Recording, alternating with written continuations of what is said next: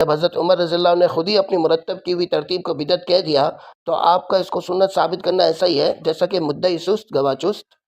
اہل سنت یہ کہتے ہیں کہ یہ بدعت لغوی مراد ہے۔ بدعت تو بدعت ہے، اب آپ بعد میں اس کی جو کی تعویلات کریں۔ تراویح کے معاملے میں سنی شیعہ اختلافات کیا سیدنا عمر کی وجہ سے؟ حضرت عمر کے ماننے والوں نے حضرت عمر کو بھی بدنام کروایا ان پہ جھوٹ باندھ کے کہ جی انہوں نے یہ شروع کروائی تھی تو ہم نے یہ کرنی کرنی۔ تشیع کا مسئلہ عمر رضی اللہ عنہ سے ہی ہے، اس بات کو ثابت کرنے کی بھی کوئی ضرورت نہیں ہے، ان سے پوچھ لیں۔ السلام علیکم، میں ہوں ابو مصعب اور آپ دیکھ رہے ہیں میرے خیال میں۔ تراویح کے بدعت ہونے کے متعلق اہل تشیع حضرات ہمیشہ یہ اعتراض ضرور اٹھاتے ہیں کہ حضرت عمر رضی اللہ عنہ نے خود تراویح کو بدعت قرار دیا ہے، اور حضرت عمر رضی اللہ عنہ سے یہ جملہ صحیح سند سے ثابت ہے، تو اب ہمارے پاس اس کو مسنون ثابت کرنے کی کہاں سے گنجائش باقی رہتی ہے؟ اہل سنت کی طرف سے اس کا جو جواب دیا جاتا ہے وہ مشہور ہے کہ اہل سنت یہ کہتے ہیں کہ یہ بدعت لغوی مراد ہے، یعنی نئی ترتیب۔ اصطلاحی بدعت مراد نہیں ہے، جو کہ گمراہی ہے اور جہنم میں لے جانے والی ہے۔ اس پہ اہل تشیع تمسخر اڑاتے ہیں کہ بعد میں تعویل تو جو چاہے کر لو۔ بدعت تو بدعت ہے، اب آپ بعد میں اس کی جو کی تعویلات کریں۔ لیکن جناب فنی اعتبار سے یہاں بدعت اصطلاحی مراد لینا ممکن ہی نہیں ہے، لغوی معنی مراد لینا ہی پڑے گا۔ آپ نے تراویح سے متعلق میری پچھلی 2 ویڈیو نہیں دیکھی ہیں تو دیکھ لیں، اس کا لنک ڈسکرپشن میں ڈال رہا ہوں۔ اس میں نے ثابت کیا ہے کہ نبی پاک صلی اللہ علیہ وسلم نے قولاً تراویح پڑھنے کی ترغیب دی ہے۔ نبی پاک صلی اللہ علیہ وسلم کے زمانے میں ٹکڑیوں میں تراویح کی جماعتیں ہوتی رہیں، آپ صلی اللہ علیہ وسلم نے منع نہیں کیا۔ نبی پاک صلی اللہ علیہ وسلم نے 3 دن اہتمام سے تراویح پڑھائی۔ بھلا ایسا کام بدعت ہو سکتا ہے؟ کیونکہ بدعت تو اس کو کہتے ہیں کہ جو بات نبی پاک صلی اللہ علیہ وسلم کے زمانے میں موجود نہ ہو۔ اور میرے سادہ لو مسلمان بھائیوں، اسی طرح وہ کام خلفۂ راشدین کے زمانے میں بھی موجود نہ ہو، تب جا کے وہ بدعت ہوگا، جبکہ اسے دین کا کام سمجھ کے کیا جائے۔ تو اس لیے یہ تو ممکن ہی نہیں ہے کہ کوئی کام حضرت ابوبکر صدیق رضی اللہ عنہ نے رائج کیا ہو، حضرت عمر رضی اللہ عنہ نے، یا حضرت عثمان رضی اللہ عنہ نے، یا حضرت علی رضی اللہ عنہ نے، یا حضرت حسن رضی اللہ عنہ نے کیا ہو اور وہ کام بدعت ہو جائے۔ وہ کام شرعاً بدعت ہو ہی نہیں سکتا، کیونکہ نبی پاک صلی اللہ علیہ وسلم کا ارشاد ہے علیکم بسنتی و سنت الخلفاء الراشدین المہدیین، تم پر میری سنت اور میرے خلفائے راشدین کی سنت کی اتباع لازم ہے۔ نیز آپ صلی اللہ علیہ وسلم کا ارشاد ہے اقتدوا بالذین من بعدی ابو بکر و عمر، میرے بعد ابو بکر اور عمر ان دونوں کی اقتداء کرنا۔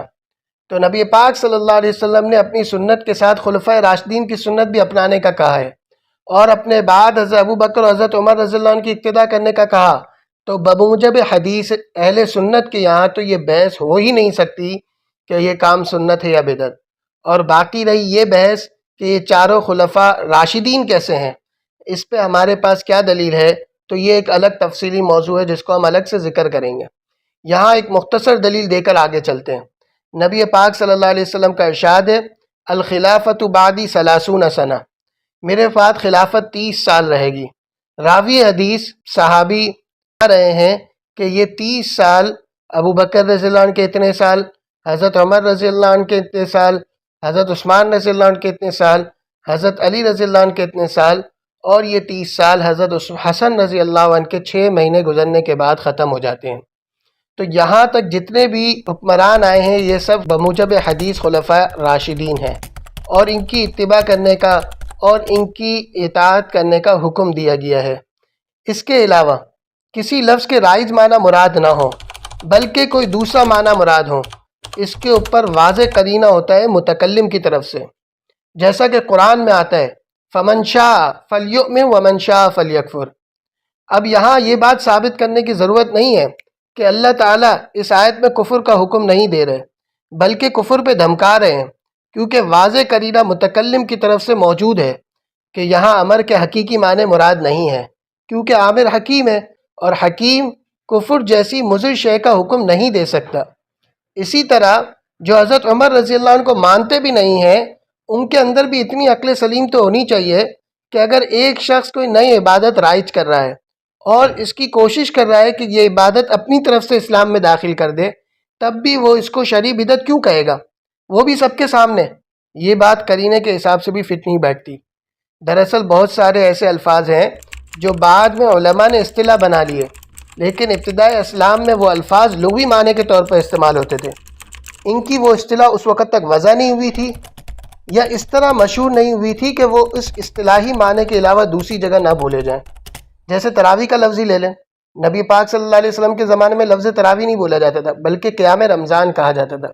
اسی طرح لفظ واجب، اس کے معنی ہے ضروری، اور ایک اصطلاحی واجب ہے جو کہ احکام شرع میں فرض اور سنت کا درمیانی مرتبہ ہے، یعنی ایسا کام جس کا کرنا سنت سے بھی زیادہ ضروری ہو، فرض کی طرح ضروری ہو، لیکن اس کا ثبوت دلائل قطعیہ سے نہ ہو بلکہ دلائل ظنیہ سے ہو۔ یہ دلائل قطعیہ اور دلائل ظنیہ کی وضاحت پر انشاءاللہ میں الگ سے ویڈیو بناؤں گا۔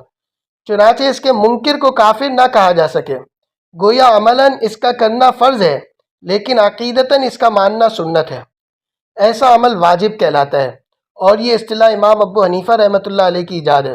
اب دور نبوی سے واجب کا لفظ تو استعمال ہوتا تھا، لیکن وہ خاص اس اصطلاحی معنی میں استعمال ہوتا یہ ممکن نہیں ہے، بلکہ وہ اپنے لغوی معنی میں استعمال ہوتا تھا۔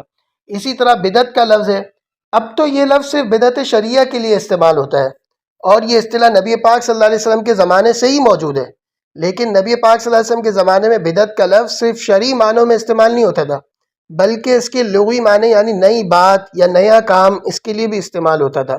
قرآن مجید میں اللہ رب العزت کا ارشاد ہے، قُلْ مَا كُنْتُ بِدْعًا مِّنَ الرُّسُلِ، اے نبی آپ فرما دیجئے میں کوئی نیا رسول نہیں ہوں، یعنی مجھ سے پہلے بھی رسول آئے ہیں۔ اس آیت سے پتہ چلا کہ جو پہلے رسول اللہ نے دنیا میں بھیجے وہ نئے رسول تھے، تو کیا وہ گمراہی تھے؟ جہنم میں لے جانے والے تھے؟ نعوذ باللہ۔ بدعت اس معنی میں استعمال ہوا ہی نہیں۔ اب حضرت عمر رضی اللہ عنہ نے کیا نئی ترتیب شروع کی تھی، یہ بات تو پچھلی 2 ویڈیو میں بیان ہو گئی کہ حضرت عمر رضی اللہ عنہ کی قائم کی گئی نئی ترتیب تراویح کا جماعت سے قیام نہیں تھا بلکہ مسجد میں متفرق جماعتوں کو ختم کر کے ایک جماعت کروانا تھا، جو کہ نبی پاک صلی اللہ علیہ وسلم کر چکے تھے اور پھر ایک خدشے کے پیش نظر ختم کر دیا تھا، اور اب وہ خدشہ خود ختم ہو گیا تھا تو دوبارہ نبی پاک صلی اللہ علیہ وسلم کی پسندیدہ ترتیب کو اختیار کیا گیا۔ تو یہ سنت کو رینیو کرنا تھا، اس کو لغوی اعتبار سے بدعت کہا جا سکتا تھا، اور حضرت عمر رضی اللہ عنہ نے اسی اعتبار سے کہا۔ اصطلاحی بدعت مراد لے لینا، عقل بھی اس سے مانے ہے اور نقل بھی، نہ درایتاً مراد لے سکتے ہیں نہ روایتاً۔ حسن علیاری کے اٹھائے ہوئے اعتراضات جو انہوں نے ابتدائی رمضان میں ویڈیو بنا کر اٹھائے تھے، تقریباً تمام کا جواب مکمل ہو چکا۔ بعد میں انہوں نے اگر مزید اعتراضات اٹھائے ہوں تو وہ ابھی تک میری نظر سے نہیں گزرے۔ اب یہاں آخر میں انجینئر محمد علی مرزا کا ایک مختصر کلپ دیکھتے ہیں۔ تراویح کے معاملے میں سنی شیعہ اختلافات کیا سیدنا عمر کی وجہ سے؟ سیدنا عمر کی وجہ سے نہیں ہے، سیدنا عمر کے ماننے والوں کی وجہ سے۔ انہوں نے کہا یہ کتنا اچھا نیا کام ہے جس سے وہ بدعت بھی نکال لیتے ہیں۔ بدعت تو تب تھی جب نبی الاسلام نے نہ کی ہو۔ سنت کو رینیو کے معنوں میں انہوں نے کہا سیدنا عمر کبھی بھی اس سنت کو اس طریقے سے جاری نہیں کر سکتے تھے جسے نبی الاسلام نے اس طریقے سے مشروع نہیں فرمایا۔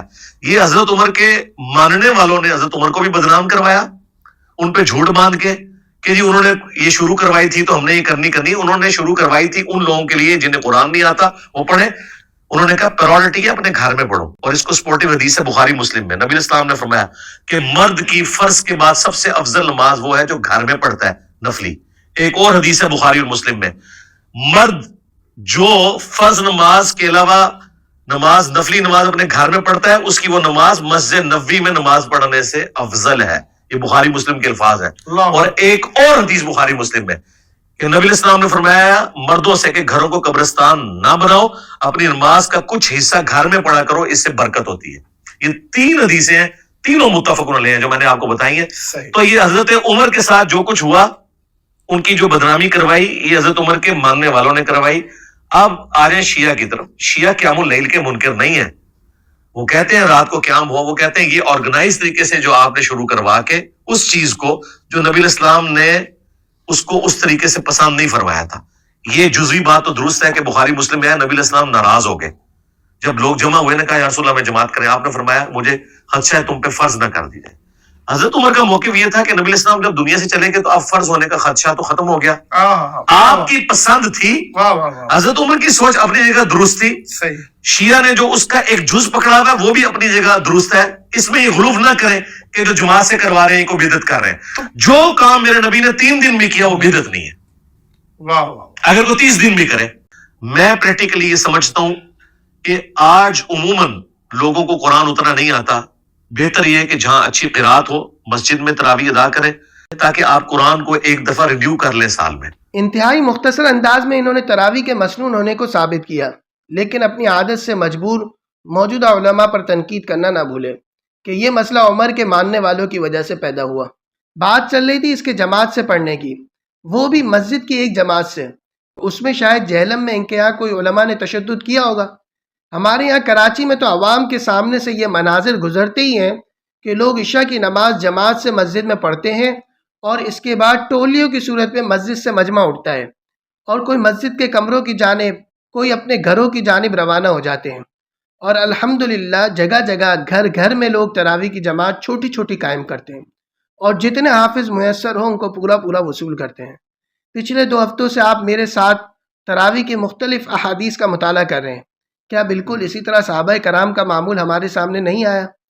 फलिल्लाहिल हम्दु वन निअमा। तो अहले तशय्युअ को मसला उमर रज़ी अल्लाह अन्हु से ही है, इस बात को साबित करने की भी कोई ज़रूरत नहीं है, इनसे पूछ लें। बाकी इंजीनियर साहब की इस वीडियो में जिन बातों से मुझे इत्तेफाक नहीं था, वो बातें हमारी इस वीडियो के मौजू से भी खारिज हैं, उनको मैंने हज़फ कर दिया। मौका मिला तो आइंदा पूरी वीडियो जिक्र करके इस पर मुकम्मल रिव्यू पेश करूँगा। जब तक के लिए इजाज़त दीजिए, होमवर्क कर लीजिएगा, यानी अगर वीडियो मुफीद लगी है तो इसको लाइक कर लें, किसी और के लिए भी मुफीद लगती है तो इसके साथ शेयर भी करें, अगर चैनल मुफीद लगता है तो इसको सब्सक्राइब कर लें। वस्सलामु अलैकुम व रहमतुल्लाहि व बरकातुहू।